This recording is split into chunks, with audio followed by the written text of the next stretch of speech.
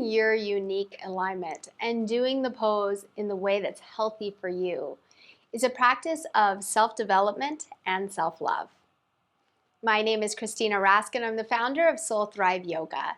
And here we are so passionate about all aspects of yoga, about education, so that we can do the poses safely on our mat, but also education of the philosophy, the mindfulness, the meditation, so that we can have better mental health and more peace.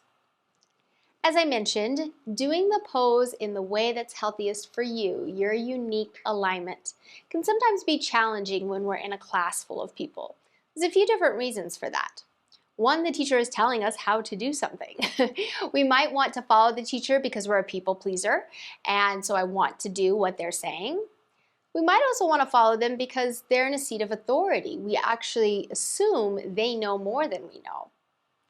Also, when we're in a room full of people, groupthink takes over, right? Everyone else is doing it that way. Maybe I should do it that way.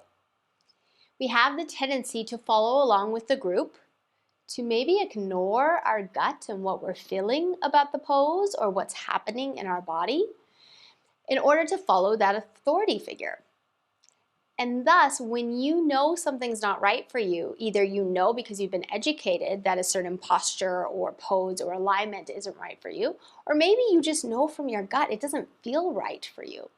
When you know something isn't right and you choose to follow your unique alignment in that pose, this is a major, major step of self-love.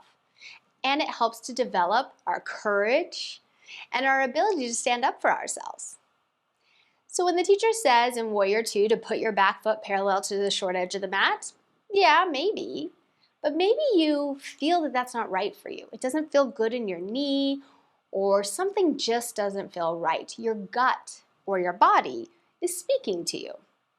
As I mentioned, it can be very hard to follow that, but when you choose to follow that, when you decide, no, I'm going to try to turn my toes in a little bit, or I'm going to step the foot in a little bit, I'm going to adjust it in some way so that it feels right for me and I find my unique alignment, oh, what a powerful, powerful step in self-love. A lot of times when we're faced in these kind of situations, we have these inner defense mechanisms that come up, or these thought patterns that come up. It can be very confrontational within ourselves to choose to do something different than the group or different than the authority figure. And thus, practicing this on your mat in this safe environment is a great way to build that muscle or that courage, that ability to do it off of the mat.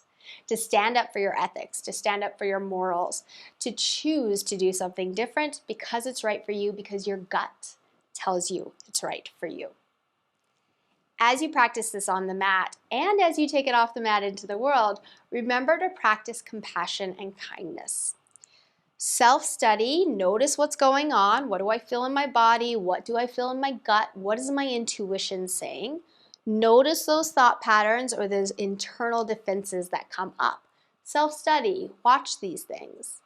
And then when you choose to maybe do something different, to do a different alignment, or do something different than the group in your general life, do so with kindness and compassion. It's going to be hard, for sure. It's not an easy thing to do.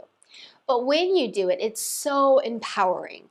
It builds your confidence. It builds your confidence to be able to trust that gut and to connect to it more and more. The more you choose to follow it, the easier it is to connect to it. Please let me know how this goes, if this resonates with you, and let me know if I can help in any other way.